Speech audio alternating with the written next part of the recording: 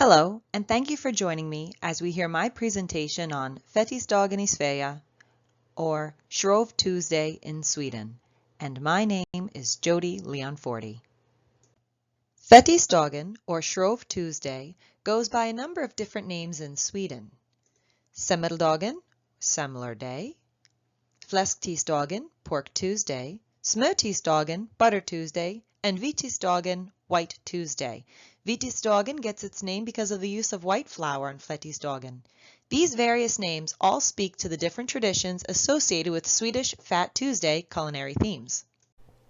And now let's take a look at some background details on Fettisdagen.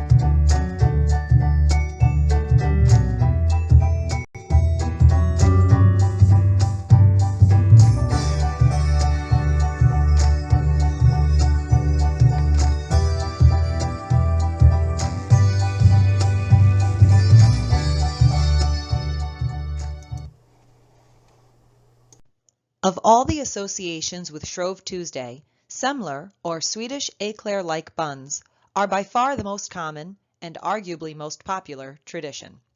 They are also known as fettisdagbullar, or Fat Tuesday buns.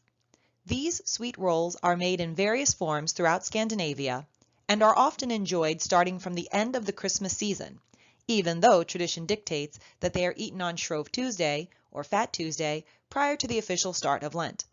As time went on, the Protestant Reformation relaxed certain dietary restrictions on indulgence. As a result, Swedes started adding cream and almond paste, or mandelmassa, to sweeten their semler.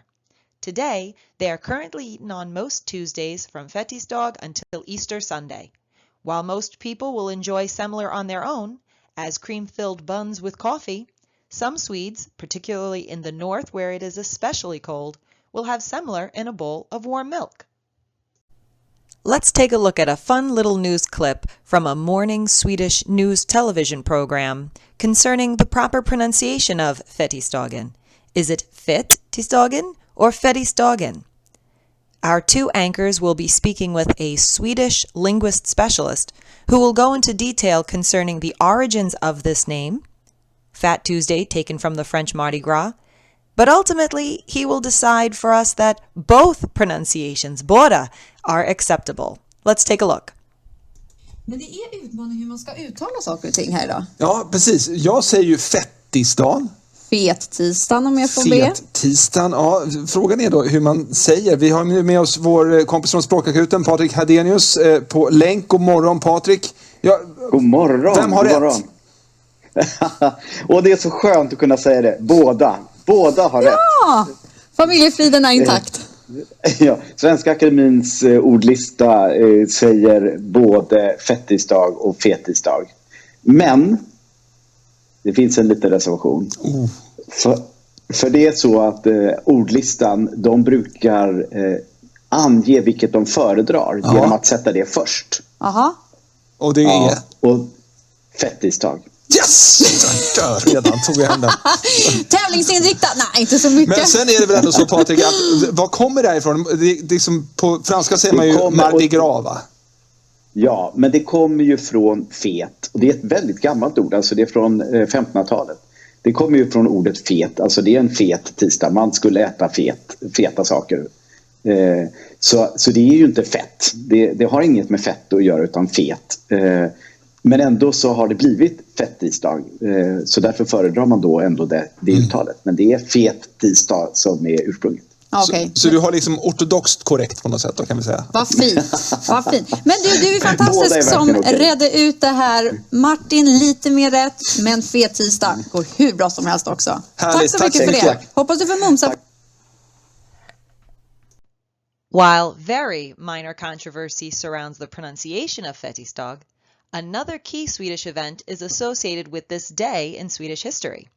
King Adolf Fredrik famously died on Shrove Tuesday in 1771 after allegedly over-consuming semler. It is said that he had 14 helpings of semler in milk, known as hetveig, after dining on multiple courses which included lobster, caviar, sauerkraut, kippers, and champagne. Today, scholars believe that these assertions are more fiction than fact. However, he presented signs of severe indigestion, or possibly even heart failure, upon his death. As a leader, he was unfortunately not well regarded by his contemporaries. King Adolf Fredrik was viewed as weak and ineffective at ruling. Such poor reception might have also contributed to the pace at which rumors swirled of his inelegant expiration. Now, while I have done my very best to give you all the insight on Fat Tuesday and semla, I have to say the Swedish lad really shows me up. So let's take a look at what a dyed-in-the-wool Swede from Skåne has to say on semla and Shrove Tuesday. Let's do a video about one of Sweden's favorite pastries. Oi! My name is not Sven, it is Martin, ja. And here it is, a semla, a traditional sweet roll that is associated with Lent and Fettisdagen, Shrove Tuesday or Fat Tuesday. The word semla comes from the German word semmel and the Latin word semela, and it means flour. In the very southern parts of Sweden where I come from, like Skåne, we call it fastlagsbulle from the Danish word fastelavnsbolle, which means rule of fast ball. Because in the very south and in Denmark, you don't eat it on the Tuesday, you eat it on the Monday, fastlagsmåndag, or as we say, bullamåndag. A Swedish semla normally consists of cardamom-spiced wheat with the top cut off. It is filled with milk and almond paste, and it's topped up with whipped cream. And the cutoff at the top serves as a lid and is covered with powdered sugar. It's very tiny on this one. Normally it's bigger, but it's fancy one. You eat it during fika with tea and coffee, and it is normally served between Christmas and Easter, but especially 47 days before Easter, which is Shrove Tuesday. And since Easter moves around, that can be anywhere between February 3rd and March 9th. As with the Swedish debate on how to pronounce the Swedish word for cracker, with kex being the only reasonable one, people often talk about how to properly eat a semla. My way of doing it is usually take the lid when the lid is a little bigger, and you use it to kind of as a spoon to get all the cream, and then you devour the bottom. But some people still do it in the old-fashioned way, in a warm bowl of milk. Us Swedes eat about 4 to 5 of these every year, especially around Shrove Tuesday, and try to go and find one in the afternoon that day, and they'll be out. Now, if you want to see me make a semla, I'm gonna link you to an old video I did here on this channel in just a few seconds, but before I do, thank you for watching this, and question to you, Swedes, do you eat semla, and how do you eat it? If you're not from Sweden, have you ever tried semla? What did you think about it? What do you think you will think about it? Philosophical there. Thank you so much for watching this video about semla, one of the important holidays here in Sweden. Although it's not a day off. And I will see you the next time you click on any of my video, and stay tuned for the link to how to make semla. Bye. He is by far one of the most entertaining presenters, especially concerning something as ordinary as semla and Shrove Tuesday. But what is he referring to when he's talking about kex? Well, let's find out. Likely owing to the fact that there's not much to do when it's 30 below outside, Swedes will, it seems, pass the time during these frigid winter months by having deeply profound and emotionally stirring debates on such pivotal matters as how common words are pronounced in Swedish. One of the most significant debates at present concerns the brand name kex.